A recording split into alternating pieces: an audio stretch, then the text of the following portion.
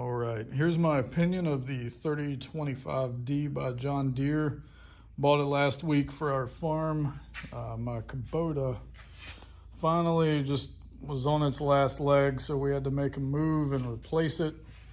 We knew that it was happening over the last couple of years, leaks in the transmission, leaks on the engine, parts were discontinued, and with everything else, we're facing back orders. So we decided to go with the 3025. Over the course of that couple of years, I researched it, looked at the specifications, looked at multiple brands, and this is the one that we settled on. Currently, we're farming about 4 acres, and eventually we're going to be extending out. And this meets our needs. So the biggest thing that I like about it is the power. This is the 3025D, so it does have the geared transmission 8x8. I do like that because the hydrostatic, while it's great, it also consumes horsepower. So I grew up on a farm and using a geared transmission. Here's your high and low. Your forward and reverse is right here. Then on the other side, you've got your gears, and I'll walk around there. For me, growing up using one, it wasn't that big of a deal. It does take some getting used to because hydrostatic, which is what I had on my Kubota over there, is just pretty easy to use, pretty seamless, but it lacks power, and you can really tell, especially on that smaller one. On this one, when I'm picking up a load of dirt or picking up a load of wood chips, it does what I need to do. So the first thing is, it's got the R4 industrial tires, right? I didn't want to go with ag and I didn't want to go with turf, but the biggest mistake that I made is not getting the wheel spacers. And right here, whenever you go on a slight slope, right or left, you've got to make sure these links are tight. Otherwise, and I don't know if you can see it, but it'll wear up against the tire. So if you get the wheel spacers, you can extend those tires out just a little bit, just enough to get them out of the way. And I really regret not getting it sooner, but I'm only 5 hours into it. This tiller is not the quick attach, but I did get the adjustable quick attach right there. And I'll be honest, it's the first time I've ever used one. Not there yet, but I'm sure I'll get to using it.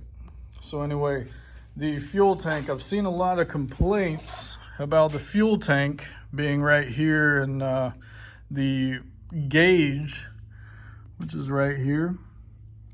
I think it's great because when you're tilling, surely you're keeping up with your fuel levels, but when you're tilling and randomly once in a while, especially if you've been doing it for a few hours, you can look down and it's right there for you. To me, I mean, having it on the dash is great and all, but I do like having a fuel tank that I can look at, especially if I'm running an implement. It's nice just to be able to look down and see it. I do love the geared transmission. It is heavier. There's other videos on it that you can watch. There's a lot of reasons why they're great. But for me, it just reminds me of my childhood, running one and maintaining that horsepower. So here's your hydraulics. There's a lot of complaints on the hydraulics not being here, which, I mean, you know, everybody's got their different preferences, but for me, I like having them out of the way, and I really like it. It's nice. So the front end loader, it's a 300E. It's completely fixed. You can't remove it. Now this is a series tractor. It's not a series 1 or a series 2. It's not just going to come off as a quick disconnect. And for me, I don't have any reason to take that loader off. But this is it. I like where the hoses are. It's really nice. I think the engineering department did a really good job of the layout. I like just how clean it looks. So Another thing is, I've seen complaints on YouTube about the bucket, and it is a standard duty bucket. It says it clearly in the specifications on John Deere.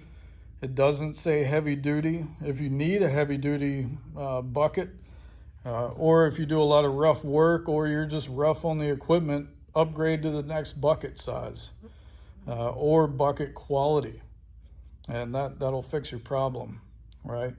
It's 4-wheel drive. If you need the positive traction, like if you're in the mud and you're starting to get stuck, take your heel and press down on this lever right there.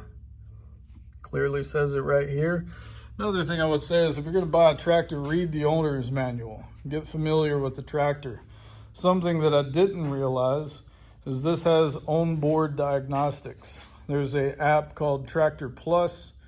You can look at trouble codes, you can look at your maintenance history, and see what you need to do next. So I downloaded the app, and at 10 hours, there's checks that you have to do, right? You can have them done by the dealer, or you can do them yourself. For me, I do a lot of the maintenance myself if I've got the time. But here, under here, there is a, it's basically like a receiver, and you can connect your phone's app, the Tractor Plus app, to the tractor. It'll keep up with your hours. It'll give you the readings. There's all kinds of videos on it, and especially if you're going to get one of these tractors, I suggest you look it up. It really helps out. And yeah, that's about it. I really like the tractor. The biggest regret that I have, and it's really on me, it's not on the salespeople or even John Deere, is I got the R4 industrial tires. I didn't want the ag tires or the turf tires, and I should have gotten the wheel spacers. I did research it, but I just didn't do it. Another thing is, if you're going to be working outside a lot, especially during the day, get the canopy. That's another accessory. You can buy them aftermarket, but for me, I prefer OEM. It's fiberglass. It's got a frame on it. Really durable. The ones that are aftermarket that I saw, the plastic warps in the heat of the day.